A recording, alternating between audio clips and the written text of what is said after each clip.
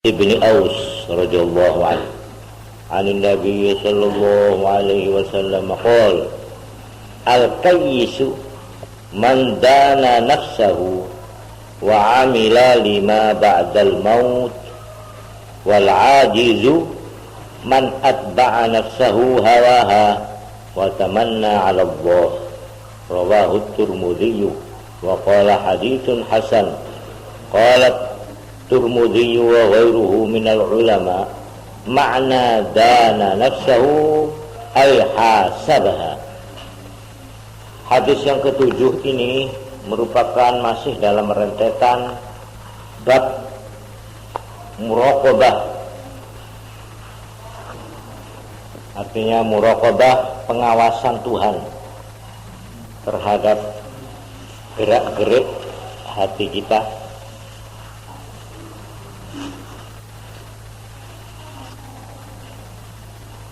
Ada 3 kata ya, yang tentunya kamu sudah mengerti dari kesimpulan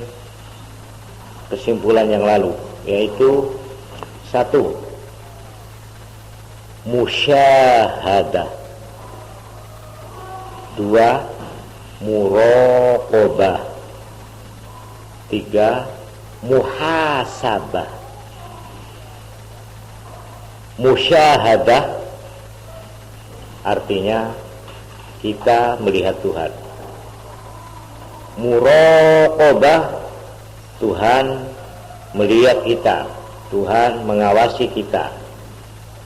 Lalu yang ketiga, muhasabah, kita mengawasi diri sendiri.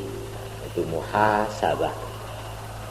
As-sabi'u yang ketujuh, hadis yang ketujuh, an Abi Ya'la, diperoleh dari sahabat, nama gelarnya Abi Ya'la, namanya sendiri Shaddad ibni Aus radhiyallahu anhu, diperoleh anin Nabi sallallahu alaihi wasallam qala, bersabda Nabi, al-qayyisu,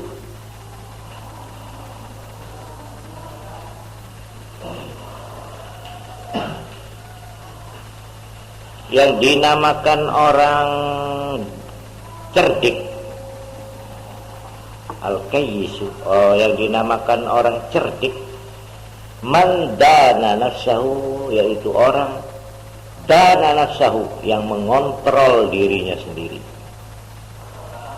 yang mengawasi dirinya sendiri, yang mengoreksi dirinya sendiri, yang memperhitungkan dirinya sendiri, wa amila, dan terus berbuat, wa amila, dan berbuat, lima ba'dal maut, untuk kepentingan hal ba'dal maut, sesudah mati kelak.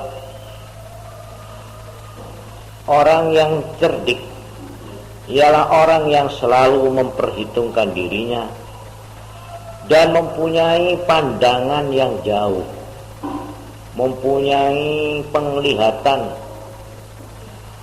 yang jauh, bukan hanya bekerja untuk kepentingan hari tuanya. Saya sekarang bekerja membanting tulang, mencari uang, supaya nanti kalau hari tua saya bisa pensiun, supaya kalau sudah tua saya pada waktu sudah tidak kuat bekerja, saya bisa hidup senang. Itu umumnya orang begitu. Tapi ini lebih dari itu. Saya bukan hanya untuk hari tua, tapi lima ba'dal maut, untuk kepentingan nanti sesudah mati. Jadi cita-cita pandangannya itu jauh sekali, sehingga dia itu kadang-kadang tidak memperhitungkan atau tidak memperhatikan nasibnya hari ini. Biarlah berakit-rakit ke hulu, berenang-renang ke tepian, bersakit-sakit dahulu, bersenang-senang kemudian. Ini peribahasa Indonesia ini terang itu dari agama ini. Biarlah, karena itu di sini dikatakan wal ajizu, orang yang tidak mampu atau orang yang lemah adalah Man atba'a nafsahu, orang yang mengikutkan dirinya, memperturutkan hatinya, hawaha keinginannya. Orang yang memperturutkan hawa nafsu, ini dari kata-kata ini sebenarnya ini dua itu. Nafsu itu hati, ya. Hawa itu keinginan. Lalu sekarang sudah menjadi bahasa Indonesia hawa nafsu, keinginan hati. Keinginan dalam arti zahir, keinginan dalam arti bersenang-senang, atau dengan perkataan lain dalam bahasa Arab disebut syahwat. Syahwat itu apa? Yastahi, ingin. Ma tashtahihil anfus. Jadi syahwat itu sesuatu yang bersifat kesenangan lahir, yaitu yang dimaksud kesenangan perut, ini pokoknya, dan kesenangan farji. Syahwatul batni dan syahwatul farji. Kesenangan apa? Makan, perut, makan minum. Wa syahwatul farji, syahwat kelamin, seks. Ini pangkal dari yang disebut hawa nafsu. Orang yang memperturutkan hawa nafsunya, ngumbar, itu sebenarnya adalah orang yang lemah. Bukan orang gagah dia, bukan perkasa, bukan orang yang orang yang gagah perkasa, tapi orang itu sebenarnya ajiz, orang yang tidak berdaya, orang lemah mentalnya, artinya lemah jiwanya. Dalam pada itu dia memperturutkan hawa nafsunya, tapi watamanna 'ala Allah, mengharap-harap gantang, ya, mengharap-harap kosong. Jadi tamanna itu lain dengan yarju, ya. Kalau yarju roja, mengharap-harap rahmat Allah, ya, dengan mengerjakan perintahnya, itu roja, ya, tarji. Tapi kalau mengharap-harap rahmat Allah tapi dia tidak berbuat apa-apa, malah menyalahi, itu namanya tamanni. Itu bedanya tarji dan tamanni. Wa tamanna, dan mengharap-harap kosong, 'alallahi, kepada Allah. Masa Tuhan tidak rahmat, tidak rahim kepada saya, mamanya, ya. Tapi dia tidak berbuat yang positif, tidak berbuat apa-apa. Ini hadis yang pertama. Yang pertama dalam pengajian sekarang. Ingin saya teruskan. Ini sahabat, saya kembali sebentar. Abi Ya'la Shaddad ibni Aus. Ini pun perlu kita kenal, karena sahabat ini banyak juga menceritakan hadis-hadis, yaitu menurut catatan di sini, hadis yang diperoleh dari Shaddad ibni Aus, Abi Ya'la ini 50 hadis. Artinya hubungan sahabat ini dengan hadis-hadis, beliau ini 50 hadis yang diperoleh lewat beliau ini. Antara lain hadis ini.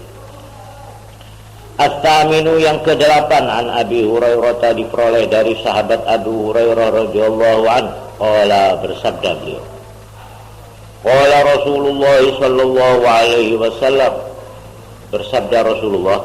Ini hadis min husni islamil mar'i tarkuhu ma la ya'ni. Ini hadis sangat penting, sangat luas artinya, sangat padat isinya, sehingga ini di dalam sebuah keterangan seorang ahli hadis, yaitu Imam Dawud, itu kan rawahu Abu Dawud. Imam Abu Dawud itu mengumpulkan hadis di dalam satu kitab besar itu sebanyak 4.000 hadis, 4.000, yang disebut Musnad Abi Dawud. Beliau ini setelah meneliti 4.000 hadis itu, beliau berkata 4.000 ini sebenarnya yang menjadi pangkalan utama hanyalah 4. Antara lain, di antara yang 4 ini ya hadis ini yang berbunyi min husni islamil mar'i tarkuhu ma la ya'ni. Apal-apalannya enak dan bahasanya ini bahasa indah, singkat tapi edi katanya orang Jawa. Edi, penny, bagus, indah. Min husni islamil mar'i, termasuk baiknya Islamnya seseorang. Min husni islamil mar'i, termasuk kesempurnaan dan kebaikan Islamnya seseorang. Nah, kalau kamu ingin menilai Islamnya orang ini baik apa enggak, nah untuk menilai itu lihat saja ini, tarkuhu ma la ya'ni, meninggalkan apa yang tidak berhubungan atau yang berkepentingan dengan dirinya. Dia tidak mau mengerjakan hal-hal yang tidak ada kepentingan untuk dirinya, dalam arti baik. Jadi min husni islamil mar'i, termasuk kebaikan Islam seseorang, tarkuhu, meninggalkannya orang itu ma la ya'nihi, apa-apa yang tidak penting kepada dirinya, artinya yang tidak diperlukan. Jadi dia itu bisa membagi apa-apa yang harus saya lakukan dan apa-apa yang harus saya tinggalkan, artinya yang tidak perlu. Nah, ini dalam hubungan ini ya, saya mau cerita kepada anak-anak. Di dalam cerita-cerita lama, yaitu di dalam cerita detektif, ini cerita tentang spionase, tentang tentang penyelidik, detektif. Ini ada satu tokoh yang sangat terkenal namanya. Kalau pada akhir-akhir ini ada tokoh yang disebut James Bond, maka dulu ada satu penyelidik atau detektif yang terkenal yang namanya Sherlock Holmes. Sherlock Holmes ini seorang tokoh yang entah ini betul-betul ada atau tidak, tapi terkenal itu, dari Scotland Yard, dari Dinas Rahasia Inggris. Ini terkenal di dalam penyelidikan dan pembongkaran kejahatan-kejahatan, soal-soal kriminal. Wah, dia kalau sudah ditangani oleh Sherlock Holmes, biasanya itu tidak bisa lari kerjanya. Bagaimanapun dibungkus dan disembunyikan perbuatan mereka. Ini terkenal. Kalau orang ahli baca ini cerita-cerita detektif ya, tentu mengenal nama atau sedikitnya mendengar nama Sherlock Holmes. Ini di dalam sejarah hidupnya itu dikatakan antara lain hal yang sangat lucu. Apa itu? Dia ini ternyata orang yang sederhana saja. Dia ini malahan orang yang tidak tahu peta, tidak mengerti peta ini, ilmu peta nggak ngerti, ilmu apa-apa, banyak yang ilmu umum, artinya ilmu yang lumrah, yang mestinya anak sekolah tahu, dia malah nggak ngerti. Ini aneh.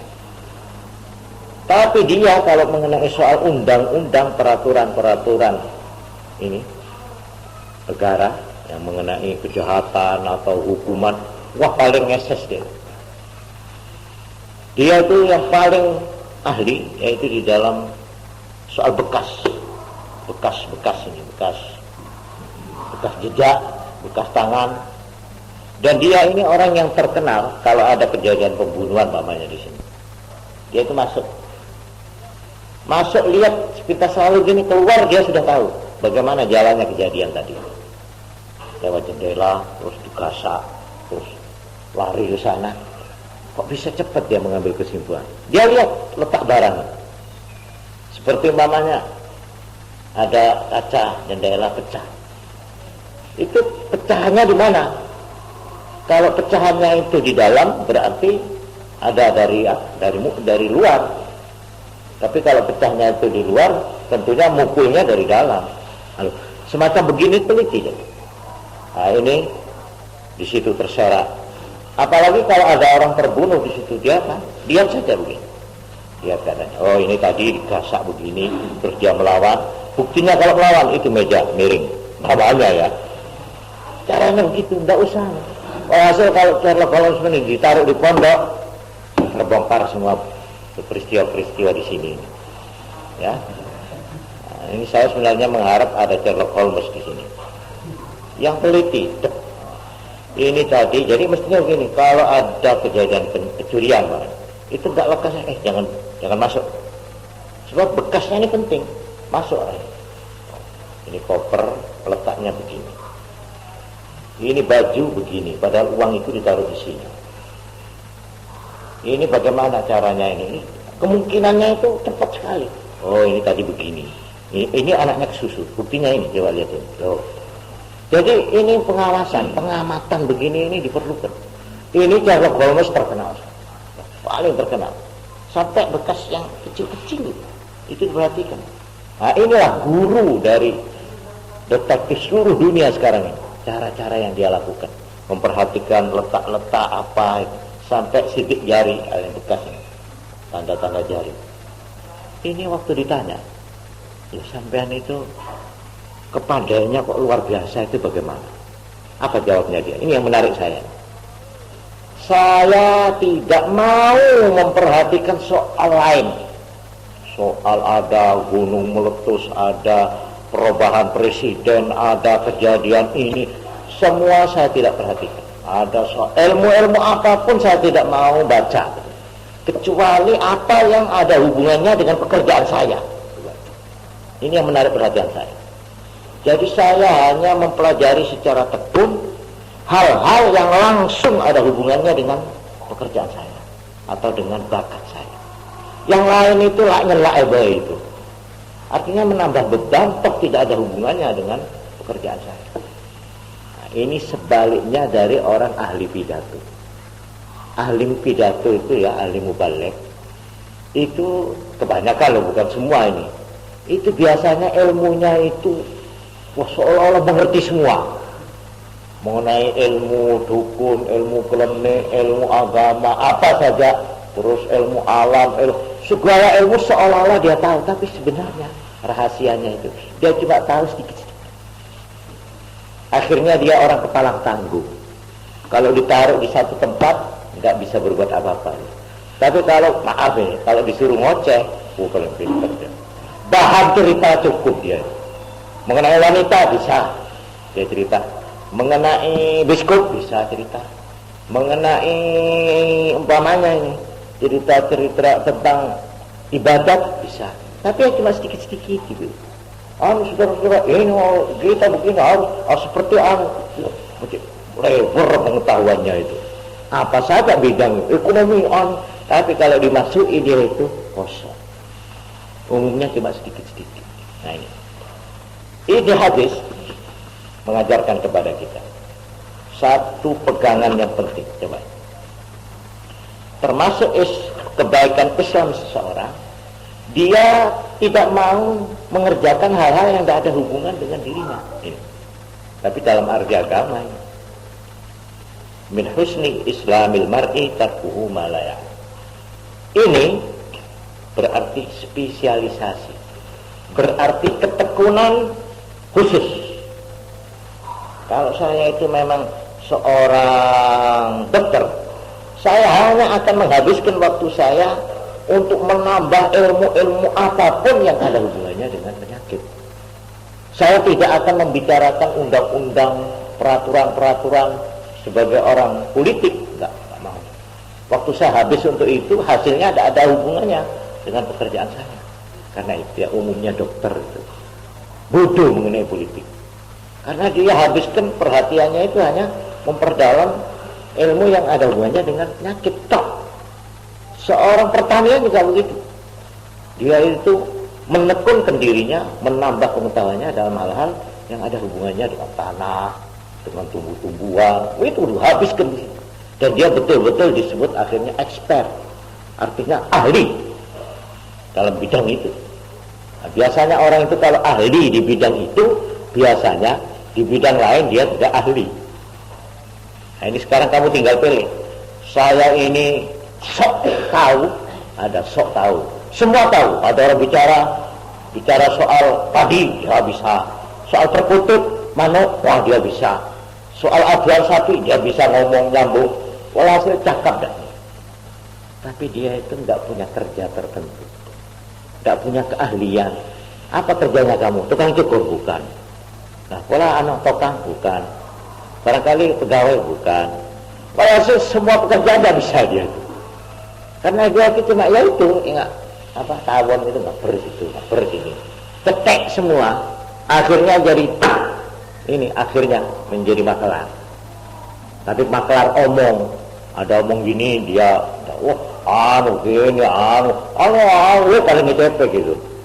Karena itu orang yang paling banyak bualnya, paling banyak ngomongnya, itu tandanya dia itu nganggur, tidak ada kerja dia itu, kekurangan pekerjaan. Memang betul, orang yang banyak ngerasani, ngomong kok ngalor itu, ada saja bahannya itu. Heran saya. Ini orang tandanya penganggur. Dia itu makelar, pulang sana. Kalau sudah duduk, 5 jam suruh dongeng cerita bisa. Nah, ini orang yang membuang-buang waktu dengan sia-sia. Tapi ini diajarkan. Kita itu harus, ya begitu perlu, cuma jangan kita itu meninggalkan hal-hal yang betul-betul justru diperlukan oleh kita. Karena itu di sini hadis ini berarti begini. Termasuk Islamnya, termasuk kebaikan Islam seseorang, yaitu satu, orang yang pertama kali berusaha untuk memelihara tubuhnya, tubuh jasmaninya. Ini pertama. Sebab tubuhnya harus dipertahankan, harus dipelihara. Jangan sampai berpenyakit, jangan sampai kekurangan makan, jangan sampai kekurangan vitamin. Ini pertama. Sebab tanpa tubuh yang sehat, orang ini tidak bisa banyak berbuat. Jadi pertama, menjaga tubuhnya. Nomor 2, otaknya. Sesudah dia itu tubuhnya dipelihara, dia bekerja cari uang namanya. Pertama kali yang dipikirkan jasmaninya ini supaya sehat, supaya cukup makanannya, supaya berpakaian pantas. Ini satu yang perlu. Supaya dia punya pakaian, itu termasuk perkara yang penting. Nomor 2, otaknya.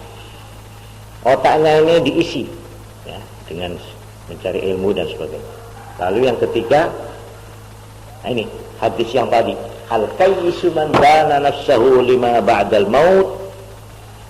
Dia melakukan ibadah, dia mendidik, mengisi rohaninya. Jadi jasmaninya dulu, lalu akalnya, ya, lalu rohaninya. Dia isi dengan tuntunan-tuntunan yang kekal, yang akan dibawa mati nanti. Jadi dia itu dengan perkataan lain, ya, cari sangu. Kalau dia kecil sampai besar, sangu hidup sampai besar. Ini satu. Tapi juga seterusnya dia mencari sangu untuk hidup sesudahnya nanti, sesudahnya di dunia ini. Ini 5 ba'dal maut.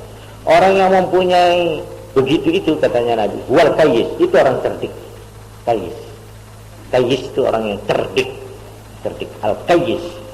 Nah, itu maksud dari hadis ini. Min husni islamil mar'i tarkuhu ma la ya'ni. Dia bisa, makanya sekarang loh, ini saya sebentar lagi saya tak, biar sedikit saya mengulangi pelajaran. Biar tidak melencor ke teman, nggak mau dia. Dia tahu. Ini muhasabah, dana nafsu, memperhitungkan dirinya. Enggak, maaf saja sampai berangkat dulu, saya belum melihat pelajaran. Ya, ini orang yang bisa membagi-bagi waktu, mana yang perlu, mana yang tidak. mana yang pokok, mana yang hiburan, itu tahu. Enggak dilobroh itu, meneng sampai begini. Apa nih satu ini apa yang sampai 2 jam enggak terasa, terbuang-buang percuma umurnya, waktunya. Tapi kalau anak pelajar yang kayis, dia bisa kan. Saya harus olahraga mamanya, tapi jangan cuma olahraga tulisan sampai nerajang waktu ini, ngaji ndak tahu sudah, perlu melekat umbal-balan lupain. Nah ini namanya belum bisa ini mengikat dirinya dengan ini. Kalau sudah seperlunya, nah karena itu di kantor-kantor kan ada tulisan bicara seperlunya. Nah itu, ini hadis ini min husmi islamil mar'i tarkuhu ma la ya'ni. Juga bertanda ngelencer nang omahe kancane. Kalau anaknya sedang tekun belajar, Assalamualaikum, waalaikumsalam. Nah, ada ese. Anak apa? Anu apa bisa ngomong ya? Wah, mau ketemu anu ku ya. Wah. Coba. Kan kasihan sama temanmu. Dia sedang belajar, kamu mertamu. Enggak diterima ya apa? Lah ini anak yang mertamu dengan tidak memperhitungkan kepentingan yang temannya itu, ini termasuk orang yang tidak begini. Tapi kalau kita sudah punya pegangan ini, kita bisa memikirkan saat-saat mana saya harus menghibur diri, saat-saat mana saya harus tekun, saat-saat mana saya harus ini, harusnya dia bisa bagi waktu. Nah ini karena itu saya anjurkan, tulislah ini dengan huruf yang besar-besar di dalam dadamu. Min husni islamil mar'i, dengan niat mengikuti tuntunan Nabi, termasuk kebaikan Islam seseorang, tarkuhu ma la ya'nihi, meninggalkannya dia terhadap barang yang tidak langsung menjadi kepentingan dirinya. Bukan kepentingan dalam arti elek ya, kepentingan dalam arti yang baik.